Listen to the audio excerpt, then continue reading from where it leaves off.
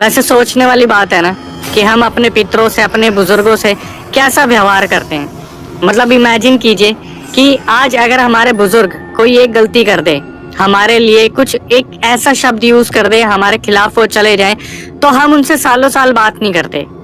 क्या जनरेशन आ गई है। मतलब एक बारी को ये सोचिए कि जब हमसे कोई गलती होती थी तो रातों रात वो चीजों को भूल जाया करते थे। मतलब ये मान लीजिए हमारी जो जनरेशन है, आगे आने वाली जो जनरेशन है, वो बड़ों की गलतियों को दिल पे ऐसे लगा लेती है कि वो चीजों को भूलते ही नहीं है।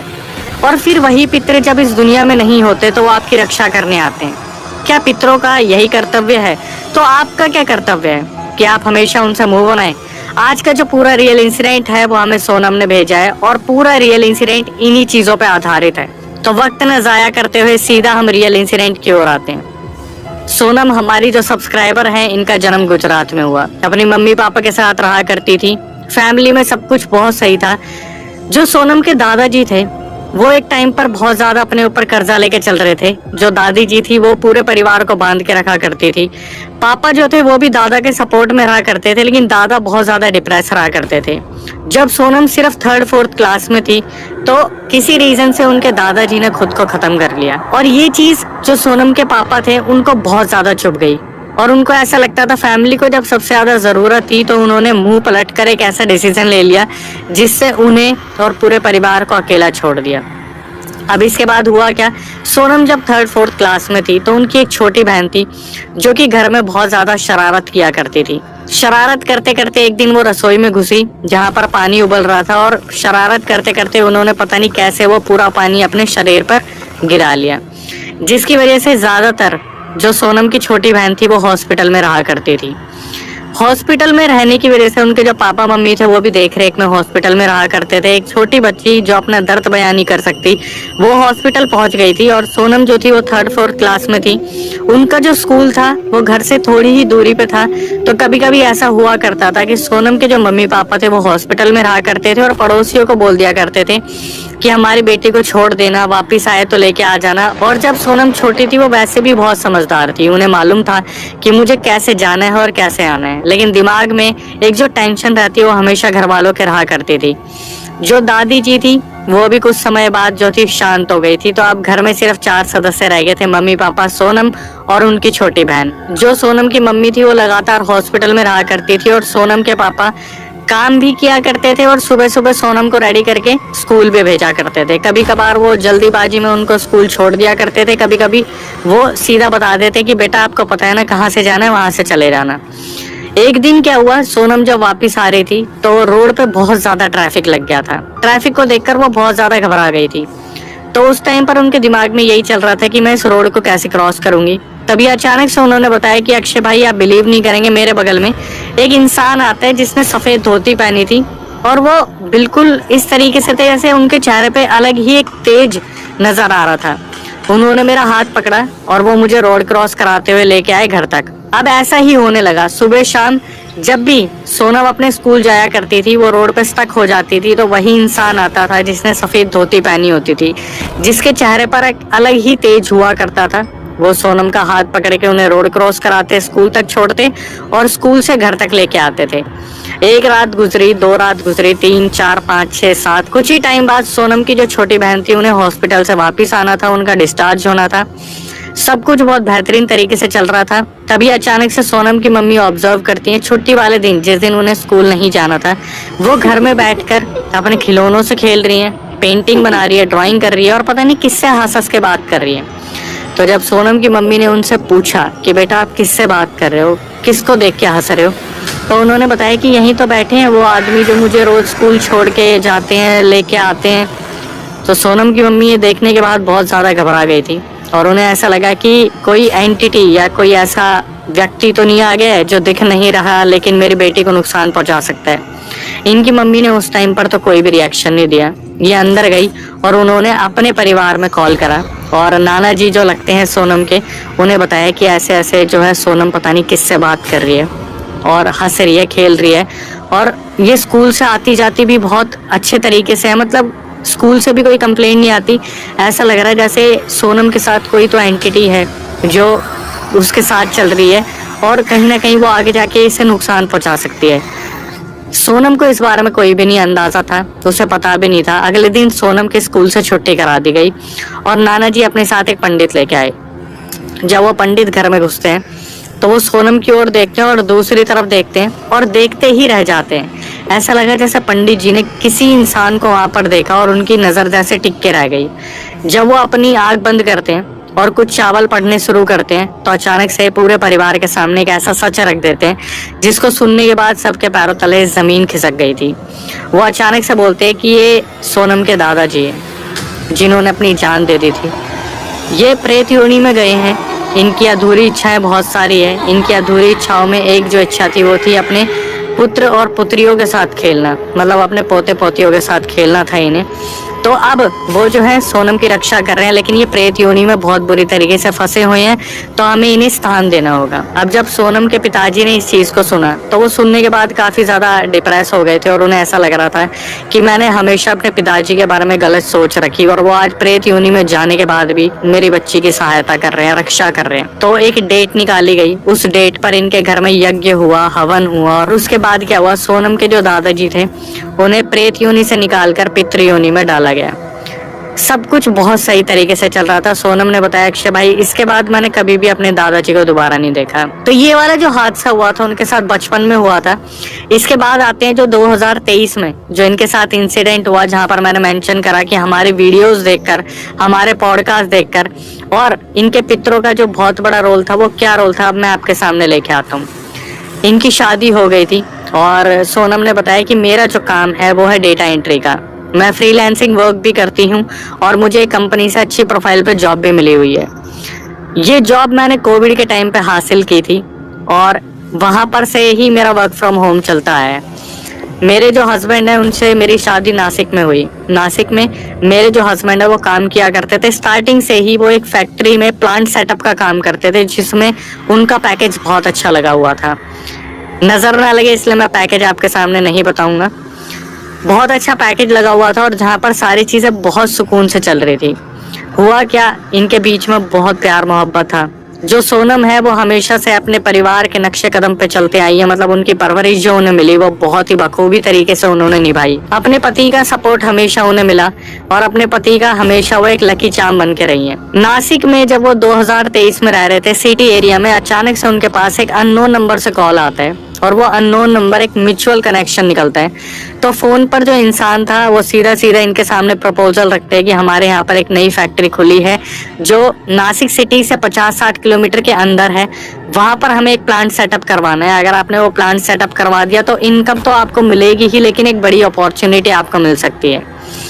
तो सोनम और उनके हस्बैंड ने आपस में डिस्कस करा और फिर ये एक नए नतीजे पे आते कि यार काफी टाइम हो गया, हमने आउटिंग भी नहीं करी है और चलते हैं, एक नया एक्सपीरियंस रहेगा। तो जहाँ पर सोनम के हस्बैंड काम कर रहे थे वहां पर इन्होंने कुछ टाइम का जो है स्टे ले लिया। इनकी बहुत सारी कैजुअल लीव्स बची थी और बहुत सारी चीजें बची थी, तो इनको काफी एक अच्छा अमाउंट मिल रहा था नासिक के उस विलेज वाले एरिया से, जो एक अंडर डेवलपमेंट विलेज था, जो कि नासिक सिटी से 50-60 किलोमीटर अंदर जाके एक पूरा प्लांट सेटअप होना था।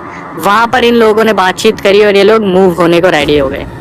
सोनम को तो वैसे भी फ्रीलांसिंग वर्क करना था और जो ऑफिस से काम मिला था वो भी वर्क फ्रॉम होम चल रहा था, तो उनको कोई दिक्कत नहीं थी। ये लोग आपस में डिसीजन बनाते हैं और ये लोग जब वहां पर पहुंचते हैं तो सोनम ने जो डिस्क्रिप्शन मेंशन किया वो कोई भी इंसान देखने के बाद 2 बार तो सोचेगा कि क्या हम सही लोकेशन पे आए नहीं आए।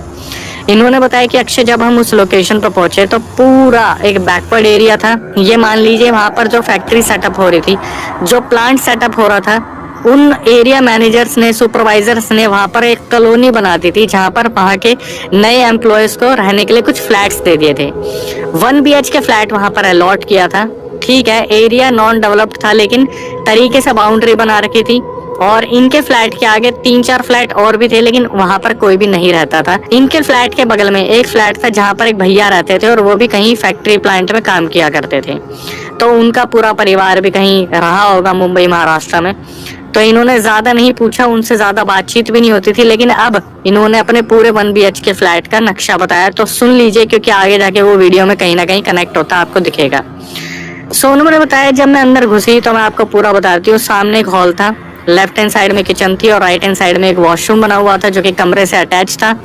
और एक वॉशरूम अलग से भी दिया हुआ था। तो अगर आप हॉल में बैठ जाओ तो आपको किचन और दूसरा कमरा साफ साफ दिखेगा। और सोनम जो थी वो कोशिश करती थी कि हॉल में ही बैठे। इनके जो हस्बैंड थे वो जाया करते थे काम पर, लेकिन सबसे बड़ी जो प्रॉब्लम थी कि फ्रीलांसिंग वर्क जो है किया करती थी या फिर जो वर्क फ्रॉम होम किया करती थी। इसके अलावा स्टार्टिंग से इन्हें एक मेड की जरूरत पड़ती थी जिनसे वो किचन का काम करवा ले, वॉशरूम का काम करवा ले, घर की सफाई करवा ले। लेकिन सोनम की जो एक सबसे बड़ी खासियत थी वो यही थी कि वो अपने बेडरूम में किसी की भी एंट्री नहीं रखती थी अननोन इंसान की। मतलब ये एक बहुत ही अच्छी खूबी है कि आप कम से कम एक कमरा खुद से साफ कर सकते हो, क्योंकि बेडरूम में अलमीरा होती है, वहां पर आपका बहुत सारा प्राइवेट सामान हो सकता है। तो ये लोग एक मेड को ढूंढने के लिए कहीं पर अप्लाई करते हैं, अपने सुपरवाइजर को कॉल करते हैं और सुपरवाइजर बहुत ही इजी तरीके से बता देते हैं कि मेरी नज़र में एक मेड है, मैं कोशिश करूंगा कि कल से आपके पास उन्हें भेज दूं।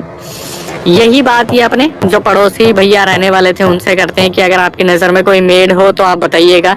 हालांकि जो भैया थे वो क्या करते थे, वो ज़्यादातर सफाई अपने आप ही कर लेते थे, उनका ज़्यादा घर पे रुकना भी नहीं होता था। सैटरडे संडे वो अपने घर निकल जाते थे। तो भैया ने बोला कि देखो मेरे को ज़रूरत तो नहीं पड़ती, लेकिन फिर भी अगर मेरी नज़र में कोई मेड आई तो मैं आपको ज़रूर बताऊँगा। ये इस नए वाले 1 BHK में शिफ्ट हो गए थे, जहाँ पर इन्होंने अपना मंदिर स्थापित किया। सब कुछ बहुत पॉजिटिव तरीके से रखा। इंटरनेट कनेक्शन में बहुत सारी दिक्कतें थी, तो सोनम अपने मोबाइल डेटा से ही काम किया करती थी। लेकिन सोनम ने एक चीज मेंशन की कि अक्षय भाई आप बिलीव करना, जब भी रात हुआ करती थी तो डर तो लगता था। 1 BHK में ये लोग शिफ्ट हुए, मुश्किल से 1-2 दिन हुए थे। सुपरवाइजर से बात हुई तो सुपरवाइजर ने बोला कि अगले दिन से मैं आपको एक मेड अलॉट कर रहा हूँ, मेरी जान पहचान में एक मेड है। अगले दिन एक मेड आती है जिसने साड़ी पहन रखी थी, एक बहुत बड़ी बिंदी लगा रखी थी और दिखने में ऐसा लग रहा था जैसे कोई बंगाली फीमेल है जो काफी टाइम से यहाँ पर काम करती आ रही है। उसको हर चीज के बारे में ऑलरेडी पता था। उसकी जो लैंग्वेज थी सोनम के अकॉर्डिंग वो बहुत अजीब थी। मतलब ना तो वो प्योर हिंदी बोल पाती थी, इंग्लिश उसे आती नहीं थी, और मराठी बड़ी अजीब सी थी। ऐसा लगता था जैसे कोई पुरानी प्योर मराठी बोल रही है औरत, जिसको समझना बहुत मुश्किल है। तो सोनम और उस मेड की जो बातचीत हुआ करती थी ज्यादातर वो इशारेबाजी में हुआ करती थी। मतलब जैसे ही वो औरत आया करती थी वो काम करना स्टार्ट कर देती थी, तो सोनम को भी कोई दिक्कत नहीं होती थी। और सोनम के अकॉर्डिंग जो 10-15 दिन उस औरत ने काम किया वो बहुत ही बेहतरीन तरीके से किया। मतलब वो जो औरत काम किया करती थी वो दिल लगा के किया करती थी। सोनम ने 2-3 बार उसे आजमाया भी औरत को कि इसके दिल में लालच तो नहीं है, लेकिन उस औरत को आजमाने पर सोनम ने ये पाया कि औरत बिल्कुल ठीक है। इन सब चीजों में सुपरवाइजर से बात नहीं हुई, क्योंकि ऑलरेडी सुपरवाइजर ने बता दिया था जो कंपनी के थे कि मैं एक मेड को भेज दूंगा, तो वो मेड आ चुकी थी। सब कुछ बहुत बेहतरीन तरीके से चल रहा था। 15-20 दिन बाद इनका जो कॉन्ट्रैक्ट था प्लांट सेटअप का वो पूरा हो गया, और जो कंपनी वाले थे उन्होंने जो अपॉर्चुनिटी बोली थी वो सीधा इनके हस्बैंड को दे दी। वहां पर उनका पैकेज काफी बढ़ गया था, और एक दिमाग में ये भी अपॉर्चुनिटी आती है कि यार यहीं पे आगे जाके हम कुछ बड़ा कर लेंगे, कुछ नया बना लेंगे, अपने बच्चों के लिए कुछ ऐसे इन्वेस्टमेंट कर देंगे जहां पर हमारे बच्चे जो है जब पैदा होंगे और जब हम कभी जिंदगी में नहीं रहेंगे तो हमें सुनने को नहीं मिलेगा कि हमारे माँ बाप ने कुछ किया नहीं। इसी उम्मीद के साथ जो उनके हस्बैंड है वो उस कंपनी में हाँ बोल देते हैं और पुरानी कंपनी को वो अलविदा कर देते हैं। ये लोग यहाँ पर रह रहे थे, 15-20 दिन हो गए थे, सुकून की जिंदगी चल रही थी। इस टाइम पर सोनम ने बताया कि अक्षय भाई 2023 एंड और 2024 स्टार्टिंग, मतलब जनवरी लगा लो, वहाँ पर मुझे एक बहुत बुरी आदत पड़ गई कि मैं पॉडकास्ट सुनती रहती थी। मेरा डेटा एंट्री का काम था, डेटा एंट्री करती रहती थी और पीछे पॉडकास्ट चला करता था, तो मैक्सिमम टाइम आपके पॉडकास्ट चलते थे। पहले तो धन्यवाद हमारे व्यूअर्स को जो हमारे पॉडकास्ट आप इस तरीके से सुनते हैं काम करते करते। इन्होंने बताया कि आपके पॉडकास्ट में हमेशा सुना करती थी और इस तरीके से सुनती थी कि बस कुछ अवेयरनेस मिल जाए। मतलब कभी कभी एंटरटेनमेंट बेसिस पे भी सुना करती थी, लेकिन जो चीज़ें आखिरी में आती थी जैसे हम moral of the story conclusion बताते, तो वहाँ से लोग बहुत सीखते हैं और वहीं से हमारी कोशिश रहती है कि वो सीखते रहें। अब आते हैं हम रियल इंसिडेंट पे, जहाँ पर उन्होंने बताया कि हमेशा पॉडकास्ट से मैं यही सीखती थी कि कभी अगर आपको कोई कुछ दे तो लेना मत, कोशिश कीजिए जितने ज़्यादा अवेयर रहिए, नए लोगों से थोड़ा सा बच के रहिए। तो मेरे दिमाग में ना उस मेड को लेके चीज़ें घूमा करती थी, लेकिन मैं फिर ये सोचती थी ये मेड क्या ही करेगी, क्योंकि वो सिर्फ आती थी, सफाई करती थी और चली जाती थी। तो मेरे दिमाग में कभी कुछ ऐसा था नहीं। तो 15-20 रातें तो वहाँ पर बिल्कुल सही तरीके से निकली। उसके बाद 15-20 दिन बाद वो जो मेड आती है अपने हाथ में एक ब्राउन सा पैकेट लेके आती है जिसमें अक्सर लोग प्रसाद लेके आते हैं, और उसी दौरान पीछे आपका पॉडकास्ट चल रहा था। पॉडकास्ट चलते चलते मैं सुनती आ रही थी और वहाँ पर आप यही बता रहे थे कि कोई भी इंसान जो है आपको प्रसाद में मिला के कुछ खिला सकता है। कोई रियल इंसिडेंट शायद मैं बता रहा हूँ कहीं पर पॉडकास्ट में, या अपने जो रियल इंसिडेंट्स में लोगों के बताता हूँ। तो ये अचानक से सुनती आ रही थी, अचानक से देखती है कि सामने जो मेड खड़ी है वो बताती है कि मैं मंदिर से आई हूँ पूजा करके, तो ये प्रसाद लाई हूँ आपके खाने के लिए। अभी इशारेबाजी में इनकी बात हो रही थी, तो ये जो सोनम थी अपने दिमाग में सोच ही रही थी कि यार मैं लूं ना लूं। फिर हमारी वीडियोस को सुनने के बाद उन्होंने थोड़ा सा दिमाग लगाया कि मैं ले तो लेती हूँ, नहीं खाऊंगी तो क्या ही जाएगा। मतलब सिंपल सी चीज है, अगर आपको कोई इंसान कुछ दे रहा है तो आप ले लो, लेकिन उसे खाओ मत। हमेशा मैं यही बताता आ रहा हूँ। तो उन्होंने यही दिमाग लगाया, उन्होंने प्रसाद तो ले लिया बट उन्होंने खाया नहीं। और जो एक शक करने वाली चीज होती है कि सामने वाला इंसान अगर आपको घूर रहा है कि ये प्रसाद खत्म करेगा तभी मैं वहां से लूंगा, तो उस मेड ने ऐसा कुछ नहीं करा। तो सोनम ने थोड़ा सा दिमाग लगाया, उस प्रसाद को हाथ में ग्रहण करा और भगवान से बोलना शुरू कर दिया कि भगवान ये प्रसाद आया है, मैं इसे खा नहीं सकती और मेरी ये श्रद्धा है कि मैं इसे स्वीकार कर रही हूँ, हाथ जोड़ के आपसे माफी है, प्लीज बुरा मत मानना। और उन्होंने प्रसाद को साइड में रख दिया। वो मेड जब वहां से चले गई तो उन्होंने उस प्रसाद को घर से बाहर निकाल दिया। ये होने के बाद फिर दोबारा सारी चीजें बिल्कुल ठीक चल रही थी। और सोनम के साथ जो सबसे अच्छी चीज थी इस फ्लैट को लेके कि वो अभी तक रेंट पे ही रह रही थी, तो उन्हें फर्नीचर बार बार कहीं ले जाने की जरूरत नहीं पड़ती थी। यहाँ पर भी फुल्ली फर्निश्ड 1 BHK उन्हें मिला था, तो मतलब कपड़े वो लेके आई थी। ऐसे ही फिर दोबारा जो मेड थी, 1 हफ्ते बाद टलने के बाद अगला हफ्ता जो आया, दूसरा हफ्ता, वो अपने हाथ में एक फ्रूट लेके आती है।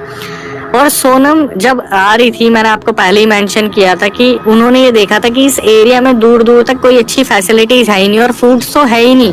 मतलब फ्रूट्स तो दूर दूर तक नहीं है कि फ्रेश फ्रूट्स कहीं पर मिल जाए। छोटी छोटी टपड़ी थी, छोटी छोटी दुकानें थी जहाँ पर छोटा मोटा सामान मिल सकता है। तो एरिया अंडर डेवलपमेंट था, तो वहाँ पर नए नए फ्रूट्स कहाँ से मिलेंगे या फ्रूट्स पहुँचेंगे कहाँ से। 2 हफ्ते बाद मेड अपने हाथ में एक फ्रूट लेके आती है जो कि चीकू का फ्रूट था। आप ध्यान से सुनिएगा, ये हमारे पॉडकास्ट सुन रही थी जहाँ पर इन्होंने अपना LED पॉज कर दिया था, YouTube पॉज कर दिया था, और ये बाहर आती हैं और एकदम से मेड जो है इन्हें बताती है कि मैं फ्रूट लेके आई हूँ आपके लिए बहुत दूर से, तो आप इस फ्रूट को ग्रहण करें। अब जिस पॉडकास्ट को ये पॉज करके आई थी वो पॉडकास्ट अभी तक पॉज था, जहाँ पर मैं कुछ ना कुछ कहीं ना कहीं कुछ ना कुछ बता रहा हूँ फ्रूट को लेकर या फिर किसी भी चीज को लेकर।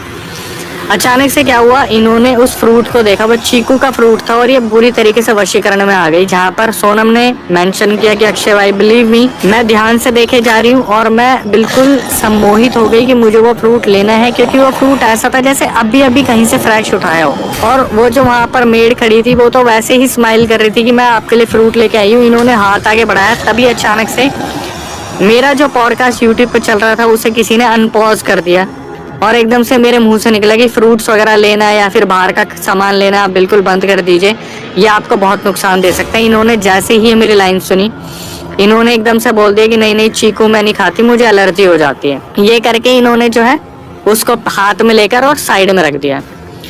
मेड जो थी अपने काम में लग गई, काम करके वो बाहर चली गई और इन्होंने उस चीकू को उठा के बाहर रख दिया।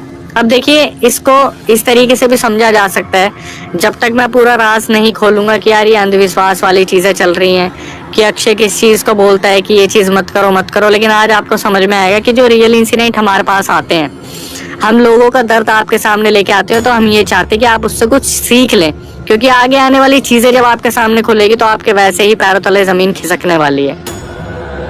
अब 2 हफ्ते गुजर गए और धीरे धीरे सोनम का जो मन था वो अजीब सा होने लगा, और साथ में इनके जो हस्बैंड थे वो भी बड़ी अनकंफर्टेबल पोजीशन में रहा करते थे। और ये दोनों आपस में डिस्कस करते थे कि हमने जब से अपना पुराना एरिया छोड़ा है ना, इस अंडर डेवलपमेंट एरिया में आगे बेशक हमें पैकेज अच्छा मिल गया, सब कुछ अच्छा मिल गया, लेकिन ये मन नहीं लग रहा बिल्कुल भी। ये दोनों डेली रात को यही बात किया करते कि यार कि ये क्या एरिया हमने सिलेक्ट कर लिया, हमें वापस जाना चाहिए सिटी में, ग्रोथ तो वहां पर भी थी। तो इनका मन ऐसा था कि बार बार जो सोनम थी अपनी मम्मी से बात करती और इसी बारे में बात करती कि मम्मी यहाँ मन नहीं लग रहा बिल्कुल भी। तो इनकी मम्मी ने साफ साफ बोल दिया, बेटा जहाँ मन नहीं लगता ना वहां पर रुकना नहीं चाहिए, मतलब कोई ना कोई चीज आपको ना बार बार बोल रही है कि यहाँ से निकल जाओ। इन्होंने अपने मन में ठान ली कि अब यहाँ से शिफ्ट करना है। इन्होंने अपने हस्बैंड से बात करी, इनके हस्बैंड भी बिल्कुल ऊब चुके इस लोकेशन से, उन्होंने भी बोल दिया कि यार यहाँ से चलते हैं। तो क्या हुआ, जैसे मेड को पहले इन्फॉर्म करना होता है कि आप अगर छोड़ने वाले उस एरिया को तो आप बताओगे और वो जो औरत है कहीं ना कहीं दूसरी नौकरी देख लेगी। यहाँ पर सोनम के दिमाग में पता नहीं क्या आया, जहाँ पर उस मेड को अपडेट करना था उन्हें कि भाई हम यहाँ से छोड़ के जा रहे हैं। सोनम ने थोड़ा सा दिमाग लगाया क्योंकि उन्हें बहुत ज्यादा नेगेटिव थॉट्स आ रहे थे उस मेड को लेके। उन्होंने क्या करा, मेड जब आई तो मेड को बोल दिया कि हम 2-3 दिन के लिए जो है अपने शहर वाले घर में जा रहे हैं, वहां से हमें कुछ सामान लेके आना है, तो 3-4 दिन तक आप मत आना, मतलब कल आना, परसों से आप मत आना जब तक हम आपको आके इन्फॉर्म नहीं करेंगे। उनका सारा बकाया दे दिया और बस ये बोल दिया कि परसों सुबह 4 बजे हमारी बस है, हम उससे निकलेंगे और 3-4 दिन बाद हम आ जाएंगे। तो आप एक काम करना, कल आके पूरे अच्छे से साफ सफाई कर देना। ये सुनने के बाद मेड जो थी उसने गर्दन हिला दी और वो मेड वहां से चली गई। अगले दिन जो मेड आई थी वो आती है और जब वो आती है तो उसके हाथ में काली पन्नी थी। काली पन्नी के आर पार कुछ भी नहीं दिख रहा था, बस ऐसा लग रहा था कि वो मेड जल्दी जल्दी में आई है, उसने कोई सामान रखा टेबल पे और उसने काम करना स्टार्ट कर दिया। वो काम करने लगती है, साफ सफाई करती है, तभी अचानक से सोनम के पास उनकी मम्मी का फोन आ जाता है। वो फोन उठाती है और इधर उधर बातों में लग जाती है। तो जब वो वापस आती है तो वो देखती है कि जो मेड है वो जा चुकी है, लेकिन जो काली पन्नी है वो उनके टेबल पर रखी हुई है। अब जो सबसे घबराने वाली बात थी, जो सबसे अजीब बात थी, वो मैं आपको बताता हूँ। जब वो मेड उस काली पन्नी को अपने हाथ में लेके आई थी तो उस काली पन्नी का ना ही कोई रिएक्शन था, ना उसमें से कोई बदबू आ रही थी। लेकिन जब मेड वहां से चली गई तो उस काली पन्नी में से ऐसी भयंकर गटर जैसी बदबू आई, जैसे पता नहीं कौन मरा हुआ कुछ छोड़ के चला गया। सोनम वहां पे जाती है और ऊपर से देखती है कि अंदर एक आम रखा हुआ है जो कि बहुत ज्यादा फ्रेश था, और उसको देखकर भी ऐसा लग रहा था बस इस आम को उठा के काटो और खाना शुरू कर दो। सोनम का दिमाग लगा कि हमें कल तो यहाँ से सुबह 4 बजे निकलना ही है, हम इसे क्यों ही छेड़े। उन्हें ऐसा लगा कि यार शाम को मतलब जो मेड है वो आएगी और उठा के ले जाएगी, उसे शायद भूली तो गई होगी, अपने बच्चों के लिए लिया होगा या किसी के लिए लिया होगा। लेकिन सोनम के दिमाग में फिर दोबारा एक ही बात चल रही थी कि इतना फ्रेश आम ये मिल कहाँ से गया, इतना फ्रेश चीकू मिला कहाँ से। इनके हस्बैंड आते हैं और इनके हस्बैंड घर में घुसते ही बोलते कि ये इतनी गंदी बदबू कहाँ से आ रही है। तो सोनम बताती कि ये मेड लेके आई थी और रख के चली गई है। तो उनके हस्बैंड बोलते तुम्हें अच्छे से पता है कि हमारे घर में नॉनवेज अलाउड नहीं है, हम अंडा तक नहीं देखते, तो तुमने उसे क्यों अलाउ करा है। तो सोनम बताती कि इसमें नॉनवेज नहीं है, इसमें एक आम रखा हुआ है और वो आम शायद वो लेके आई होगी लेकिन ले जाना भूल गई, तो वो सड़ गया, क्या हुआ पता नहीं। इन्होंने क्या करा, उसे डंडी से उठा के किचन की तरफ रख दिया। तो इन्होंने ऑलरेडी सुपरवाइजर को तो अपडेट कर ही रखा था कि भाई हम छोड़ के कल सुबह 4 बजे वाली बस से जा रहे हैं। सुपरवाइजर को जब इन्होंने बता रखा था तो सुपरवाइजर ने पहले ही किसी को अपॉइंट कर लिया था कि ये फैमिली जाएगी, कोई और आएगी जो यहाँ पर रहने वाली है। सुबह 4 बजे ये लोग उठे, अपना सारा सामान पैक करा, जो भी कपड़े वपड़े थे, और साइड वाले भैया को चाबी दे दी कि भैया हम ऐसे जा रहे हैं। बहुत अच्छा लगा आपसे जितनी भी बात हुई, आपसे बात करके बहुत अच्छा लगा। कभी सिटी साइड आना हुआ नासिक तो जरूर फोन करिएगा। ऐसे ऐसे नंबर देके लोग अपने वहां से निकल गए। वो जो आम की थैली थी वो इन्होंने किचन में छोड़ दी। अब ये अपने नासिक वाली जगह पर आ गए जहाँ पर इनका जो है सब कुछ बहुत बढ़िया चला। 5-6 महीने बाद अचानक से इनके पास एक रैंडम नंबर से कॉल आता है। वो एक नया नंबर था उन्हीं भैया का जो साइड में रहने वाले थे, जिनको ये अपना नंबर दे के आए थे। तो ये फोन उठाते हैं तो उस टाइम पर सोनम और उनके हस्बैंड दोनों घर पे ही थे, शायद संडे वाला दिन रहा होगा। और फोन आते ही वो जो है साइड वाले भैया बोलते कि अरे कैसे हो आप लोग, सब बढ़िया। यही बताते कि अरे क्या बात है, काफी दिन बाद याद किया, लगता है नासिक सिटी वाले एरिया में आपका घूमना हो रहा है। तो वो बोलते नहीं, मुझे तो कुछ चीजें आपसे पूछनी है। तो ये बोलते हैं हाँ हाँ पूछो ना, क्या हुआ। तो वहां से जो भैया थे वो पूछना शुरू करते कि आपके यहाँ पर जो मेड आती थी, आप बता सकते हो कि वो आपको किसने रेफर की थी या फिर आपको कहाँ से मिली थी। तो ये बताना शुरू करते कि हमें तो सुपरवाइजर जो वहां पर थे हमारी पुरानी कंपनी में, उन्होंने अलॉट किया था उस मेड को। तो ये बोलते कि प्लीज एक बार उन्हें कॉन्फ्रेंस पे लेंगे, मुझे उनसे 2-3 क्वेश्चन पूछते हैं। तो यहाँ से जो सोनम और उनके हस्बैंड है वो पूछना शुरू करते क्या हुआ क्या नहीं हुआ। तो भैया बोलते अरे नहीं नहीं, मुझे कुछ इंपॉर्टेंट पूछना है। तो सुपरवाइजर को कॉल मिलाई जाती है। सुपरवाइजर पहली रिंग नहीं उठाते, दूसरे रिंग नहीं उठाते, तीसरी रिंग पे फोन उठा लेते हैं। तो वो भी पूछना शुरू करते हैं कि क्या बात है, वापिस आ रहे हो क्या, हमारी ऑफिस में नई ज्वाइनिंग्स निकली, आपको पता चल गया। तो ये बोलते नहीं नहीं भैया ऐसा नहीं है, जो हमारे साथ भैया कनेक्टेड है, जो आपके एरिया में रहा करते थे, किसी दूसरी फैक्ट्री में काम करते थे, वो आपसे बात करना चाहते हैं। तो तीनों जो कॉल है वो कॉन्फ्रेंस पे आती है और वो जो भैया थे वहाँ जो आसपास रहा करते थे वो सुपरवाइजर से पूछते हैं कि भाई साहब एक बात बताओ, आप किस मेड को इन्हें दे के गए थे, मतलब वो मेड आपको कहाँ से मिली। वो सुपरवाइजर बोलते कि नहीं नहीं मैंने कोई मेड नहीं दी, तो ये बोलते कि आपने ही तो बोला था वो मेड आप भेज रहे हो जो अगली मॉर्निंग आने वाली थी। तो सुपरवाइजर बताते अरे अरे मैं बताना भूल गया, जिस मेड को मैंने भेजा था एक्चुअली में उसका लगे हाथ ही एक्सीडेंट हो गया था और वो उसी जगह पर जहाँ पर उसका एक्सीडेंट हुआ था ऑन द स्पॉट उसकी डेथ हो गई थी। अब इनके हाथ में चाय थी और कप इनके हाथ में कांपना शुरू हो गया और एक सस्पेंस सबसे बड़ा, तो वो औरत थी कौन। तो ये पूछना शुरू करते हैं जो सोनम के हस्बैंड थे और जो भैया थे साइड में रहने वाले कि फिर वो औरत कौन थी। तो सुपरवाइजर बोलते कौन औरत, मैंने जब किसी को भेजा ही नहीं तो वहाँ पे औरत कौन आई होगी। सुपरवाइजर बोले इन्होंने बोल दिया था कि हमें एक मेड मिल गई है, मैंने भी ध्यान नहीं दिया। तो उनको लग रहा था जो सोनम के हस्बैंड थे और सोनम की सुपरवाइजर ने भेजा होगा, सुपरवाइजर को लगा इन्होंने आसपास से कहीं से अरेंज कर ली होगी।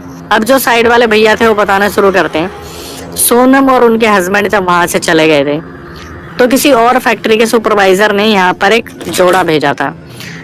बहुत प्यारी औरत, बहुत प्यारा आदमी जो एक घर बसाने आए थे। धीरे धीरे ये मेड उन तक भी पहुंची और ये मेड जो थी अपने साथ कुछ ना कुछ लाया करती होगी, तो वो लोग खा लिया करते थे ये सोच के कि कोई आम इंसान है अपने साथ कुछ लाया होगा। तो ये पूछना शुरू करते कि आप हमें क्यों बता रहे हो। तो अचानक से जो साइड वाले भैया थे वो बोलते कि आप सुन लो, शायद आगे कभी उस औरत से आपका टकराना हो जाए। तो ये फिर दोबारा घबरा जाते कि हम उस औरत से क्यों मिलेंगे। तो भैया बताना शुरू करते हैं कि 1-2 महीने 3 महीने 4 महीने उस औरत ने, वो जो कपल आया था नया का नया, उसे अपने इन्फ्लुएंस में ले लिया और वो जो कपल था वो पूरी तरीके से पॉजेस होना स्टार्ट हो गया। उन्होंने किसी को दिखाया तो वो गुरुजी जो थे जिन्होंने उस कपल को देखा था वो उनके फैमिली गुरुजी थे। उन्होंने बताया कि वो और कोई नहीं थी, वो औरत जो थी वो एक डायन थी जो अपनी सिद्धियों के लिए पता नहीं कितने लोगों को ऑलरेडी कुर्बान कर चुकी है और एक नया जोड़ा ढूंढ रही थी, एक नया मैरिड कपल जो एक दूसरे पे अंधा भरोसा करता हो, जो एक दूसरे को धोखा ना दे रहे हो। पहले उस डायन ने सोनम और उनके हस्बैंड को पूरी तरीके से ट्रैक किया था, कहाँ वो जा रहे हैं कहाँ आ रहे हैं, और जैसे पता चला मेड के बारे में, उस मेड को भी इस डायन ने ही मरवाया था। उस मेड की जगह ले ली। ये तो इन्होंने कुछ खाया नहीं। और जो गुरुजी थे उन्होंने बताया कि सबसे बड़ा हाथ जो था सोनम को बचाने में वो थे उनके पितरों का, मतलब उनके दादाजी का। उनके दादाजी जो पितृ योनि में थे, जब भी वो औरत आती थी तो इनका मन इतना हेजिटेशन में आ जाता था कि मुझे नहीं खाना। तो जिस दिन उन्होंने एलईडी पे वो जो वीडियो ब्रेक की थी, जो पॉज की थी मेरी वाली, वो उनके दादाजी ने प्ले करी, जहाँ पर मेरे मुंह से निकला कि ऐसे आपको किसी भी इंसान का दिया हुआ नहीं खाना चाहिए। और उनके दिमाग में एकदम से आया जब वो चीकू को देख के बहुत ज़्यादा कन्विंस हो गई थी, बिल्कुल वशीकरण में आ गई थी। तो गुरुजी ने बताया कि सोनम के दादाजी ने उनके पूरे परिवार को बचा लिया, लेकिन जो दूसरा कपल आया था गुरुजी ने उस कपल का उतारा भी कर दिया, लेकिन वो कपल इतना ज़्यादा डिप्रेस हो गया कि कुछ टाइम बाद 5-6 महीने बाद उन्होंने सुसाइड कर ली। अब दूसरे सुपरवाइजर को भी कॉल पे लिया गया जिन्होंने उस नए वाले कपल को भेजा था। उन्होंने बताया कि हाँ ऐसे ऐसे हुआ, और वो जो मेड थी उसको आज तक ढूंढा जा रहा है। वो मेड किसी को भी नहीं मिली, सब उसे अरेस्ट करवाना चाहते थे, लेकिन वो मेड कहाँ से आई, कहाँ चलेगी, कहाँ थी, क्या थी, कुछ भी नहीं पता, वो सीधा गायब हो गई। इसलिए सोनम और उनके हस्बैंड को बार बार बोला जा रहा था देख के रखना कभी आपका दोबारा टकराना ना हो जाए। अब यहाँ से आप खुद सीख ले सकते हो, moral of the story conclusion, कि कहीं भी आप जा रहे हो, किसी से भी आप कनेक्ट हो रहे हो, कोई भी इंसान आपके घर में ऐसे ही चीजें लेके आ जाएगा। कोई बोल देगा हम तो आपके पड़ोसी हैं, कोई बोल देगा हम तो यहाँ पीजी में रहते हैं, कोई बोल देगा कुछ भी। इतने रियल इंसिडेंट आते हैं हमारे पास, हम गिनती के वो रियल इंसिडेंट निकाल के लाते हैं जहाँ पर आपको कुछ नया और ऐसी चीजें सीखने को मिले, जहाँ से बस मैं इतना चाहता हूँ कि आप सीख ले लो भाई कि आपके साथ ये सारी चीजें ना हो। मतलब आखिरी में जो सोनम थी अपनी रिकॉर्डिंग में ये बोलती गई कि अक्षय मैं आज भी सोचती हूँ तो मैं डर जाती हूँ बुरी तरीके से कि वो चीकू, वो प्रसाद अगर मैंने खा लिए होते तो हमारे पूरे परिवार का क्या होता। अब आप खुद समझ लीजिए, नासिक मुंबई के आसपास, महाराष्ट्र के आसपास रहने वाले जो लोग हैं, कि कहीं वो औरत डायन बन के आपके परिवार के पीछे पड़ गई तो आपका क्या होगा। आपको बहुत संभल के रहने की ज़रूरत है। और ये सिर्फ मुंबई, नासिक, महाराष्ट्र की बात नहीं है, दिल्ली, एमपी है, पूरे इंडिया में कहीं भी ऐसी औरतें जो खुले में घूम रही हैं।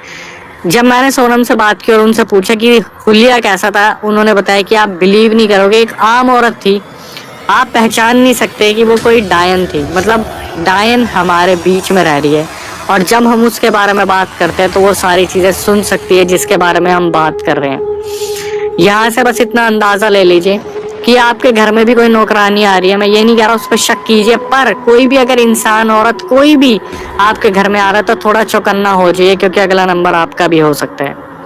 इसके बाद हमारी आपसे क्या रिक्वेस्ट होती है कि जो नए व्यूअर्स हमारे चैनल पे हैं उनसे बस इतनी सी रिक्वेस्ट कि भाई चैनल को सब्सक्राइब कर लीजिए, बेल नोटिफिकेशन ऑन कर लीजिए, क्योंकि हमारी बहुत मेहनत